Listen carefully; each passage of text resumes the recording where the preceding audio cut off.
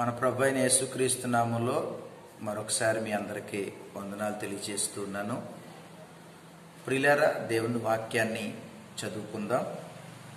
ఆదికాండము 26వ అధ్యాయము 12వ వచనాన్ని నేను చదువుతున్నాను. ఇస్సాకు ఆ దేశమందున్నవాడై విత్తనం వేసి ఆ సంవత్సరము 100 ఫలం పొందెను. యెహోవా అతన్ని ఆశీర్వదించెను గనుక ఆ మనుషుడు గొప్పవాడైను. అతడు మిక్కిలి గొప్పవాడగు వరకు క్రమక్రమముగా అభివృద్ధి పొందుతూ వచ్చెను. చక్కటి వాక్యాన్ని మనం ఈరోజు చదువుకున్నాం. ఇస్సాకు ఆ దేశమందు పంట వేస్తే 100 పంట అతడు కోసాడని, అలాగే అతడు ఆశీర్వదింపబడు వరకు క్రమక్రమంగా అతడు అభివృద్ధి పొందుతూ వచ్చినని చదువుకున్నాం. ప్రియులారా, ఇస్సాకు 100 పంట కోయడానికి, అదేవిధంగా క్రమక్రమంగా అంచెలంచెలుగా అభివృద్ధి చెందడానికి కారణాలు ఏమిటి అని మనం ప్రశ్న వేసుకుంటే, ఇస్సాకు జీవితంలో ఉన్న కొన్ని అనుభవాలు మనం నేర్చుకోగలం. ఒక 4 అనుభవాలు ఇస్సాకు జీవితంలో నుండి మీకు చెప్పాలని నేను ఆశపడతా ఉన్నాను. ఇస్సాకు ఆశీర్వదించబడ్డానికి, క్రమక్రమంగా అభివృద్ధి చెందడానికి గల కారణం ఏమిటి మొట్టమొదటిగా అని మనం ఆలోచిస్తే, ఇస్సాకు అనే పదానికి అర్థం నవ్వు అనే అర్థం. ఎందుకంటే అబ్రహాము శారాలు అన్ని ఆశలు అడియాసలు అయిపోగా వాళ్ళిక పిల్లలు కనలేరు అని వారు అనుకుంటూ ఉండగా, దేవుడు వారికి వాగ్దానం చేసినట్టుగా ఆ మృతతుల్యమైపోయినటువంటి శారా గర్భాన్ని తెరిచి దేవుడు ఇస్సాకును వారికి అనుగ్రహించాడు. ఇస్సాకు ద్వారా వారి జీవితంలో గొప్ప నవ్వు, గొప్ప సంతోషం అనేది వారు అనుభవించారు. కొంతమంది బిడ్డలను బట్టి తల్లిదండ్రులకి దుఃఖం, ఏడుపు ఉంటుంది. ఎన్నో మొక్కులు మొక్కి కని వారిని పెంచి పెద్దవారిని చేసిన తర్వాత తల్లిదండ్రులు ఏడుస్తూ ఉంటారు వారి గురించి. కానీ ఇస్సాకు నిండు వృద్ధాప్యమందు తన పేరుకు తగ్గట్టుగా తల్లిదండ్రులకి సంతోషాన్ని, నవ్వుని పుట్టించాడు ఇస్సాకు. ఈరోజు యవనస్తులు చాలామంది శాపగ్రస్తులు అయిపోవడానికి కారణం తల్లిదండ్రులను బాధించడమే.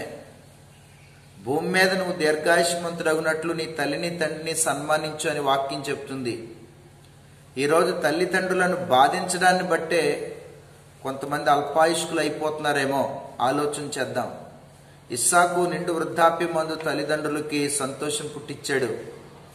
అందుకనే దేవుడు అతన్ని ఆశీర్వదించి అతను 100 పంట కోసాడు పంట వేసినప్పుడు.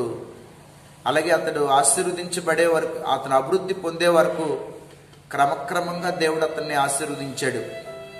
ఇక రెండో కారణాన్ని కూడా మనం చూద్దాం. ఇస్సాకు ఒక గొప్ప విధేయుడిగా ఉన్నాడు.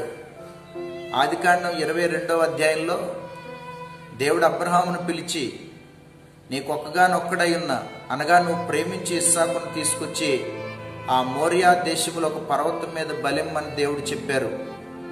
ప్రియులారా, ఇస్సాకును తీసుకుని వెళ్ళేటప్పుడు ఇస్సాకు అడుగుతున్నాడు, నాన్న కట్టెలున్నాయి, నిప్పుంది, బలిపశు ఏది అని అడిగితే నువ్వేనా అయినా బలిపశు అని అబ్రహాము చెప్పాలి. కానీ యెహోవా ఈరే అని చెప్పాడు.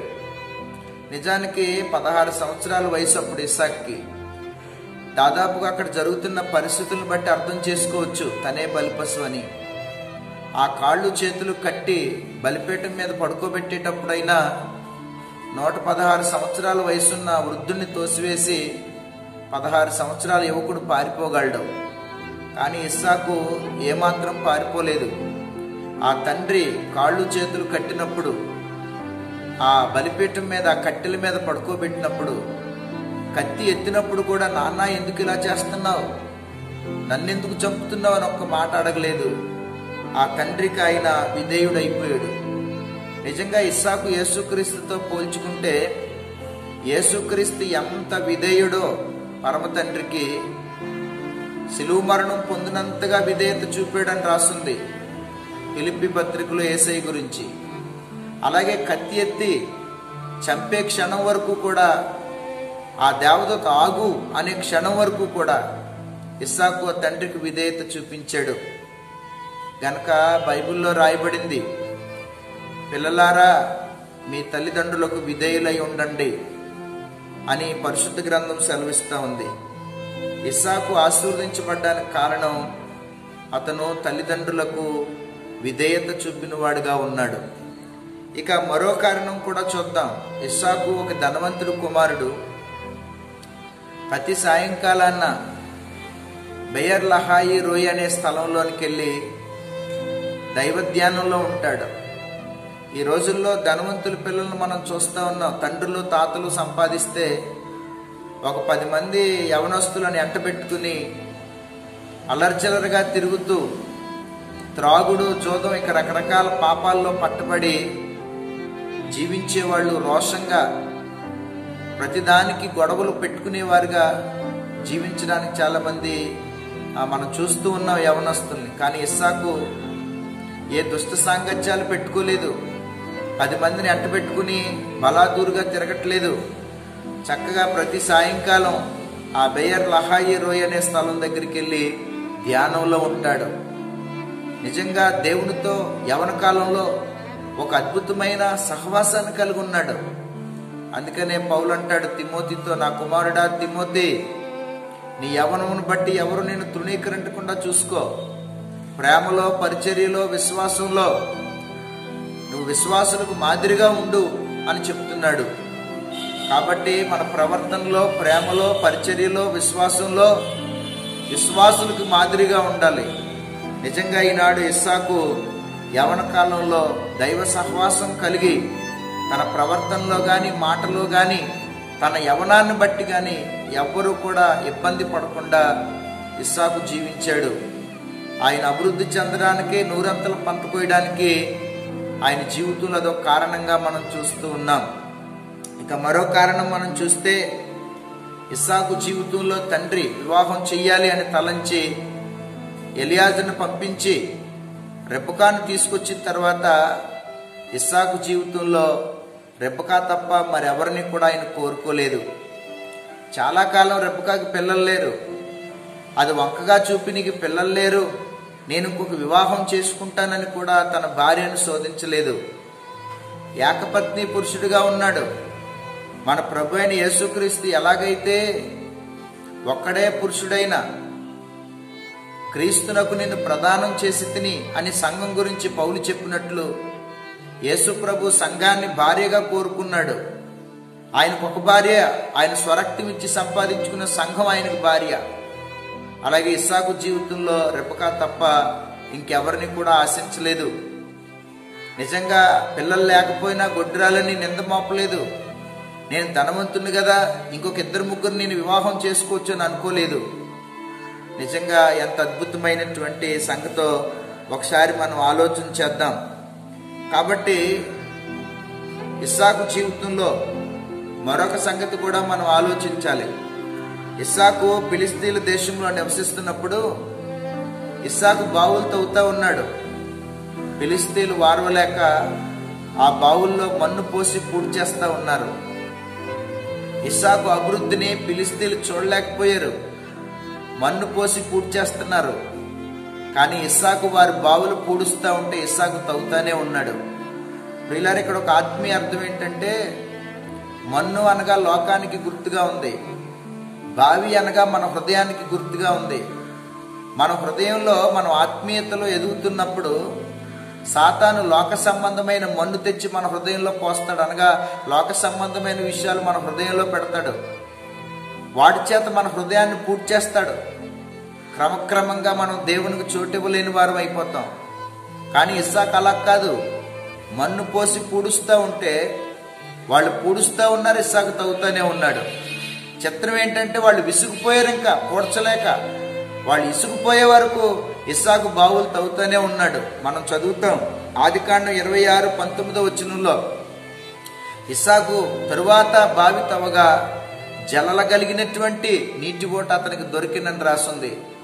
నిజమే, ఆత్మీయతలో లోతుకెళ్లే కొలిది జలలు గల నీటి ఓట అనగా ఆ జలం ప్రభువే, ఆ జలం వాక్యమే. ఎంత లోతుగా వెళ్తామో అంత సమృద్ధిగా ప్రభు మనకు దొరుకుతాడు. కాబట్టి లోతైన అనుభవంలోకి మనం వెళ్ళడానికి ఇష్టపడుతూనే ఉండాలి. ఈ కారణాలన్నీ ఇస్సాకు జీవితంలో మనం చూడగా ఆయన నూరంతల పంట కోసాడు, ఆయన పంట వేసి. అలాగే అతను క్రమక్రమంగా అభివృద్ధి చెందాడు. ఈరోజు నువ్వు కూడా నూరంతల పంట కోయాలంటే, నీ జీవితంలో నూరంతల ఫలింపు కావాలనుకుంటే, అలాగే నువ్వు క్రమక్రమంగా అభివృద్ధి చెందాలనుకుంటే ఈరోజే ఇస్సాకు జీవితం ద్వారా నేర్చుకుని ఈ పాఠాలు ఒకసారి జ్ఞాపకం చేసుకో. ఇస్సాకు తల్లిదండ్రులకు సంతోషం పుట్టించాడు. ఇస్సాకు తల్లిదండ్రులకు విధేయుడుగా ఉన్నాడు. ఇస్సాకు తన యవ్వనకాల జీవితాన్ని దేవునితో గడపడానికి, దేవుని సహవాసాన్ని కోరుకున్నాడు. ఇస్సాకు ఏకపత్ని పురుషుడుగా ఉన్నాడు. అలాగే ఇస్సాకు ఆత్మీయమైన లోతైన అనుభవం కలిగి ఆ బావులు లోతుగా తవ్వుతూ జీవజలమైన క్రీస్తు ప్రభుని సంపాదించుకోగలిగాడు. కాబట్టి ఆ విధంగా మనం జీవించగలిగితే, ఇస్సాకు జీవితం ద్వారా నేర్చుకున్న అనుభవాలు మన జీవితంలో మనం పాటించుకోగలిగితే అట్టి ఆశీర్వాదం, అభివృద్ధి ప్రభు మనకు కూడా అనుగ్రహిస్తాడు. ప్రార్థన. పరిశుద్ధుడా, ప్రేమగల తండ్రి, ఎత్తబడిన మాటలు మీరు మా అందరి వినుకుడిలో దీవించి ఇస్సాకు లాంటి అనుభవం, ఇస్సాకు లాంటి అభివృద్ధి నాయన తండ్రి, ఇస్సాకులాగా నూరంతల పంట కోసే కృప దయచేయమని యేసు నామములో అడుగుచున్నాం తండ్రి.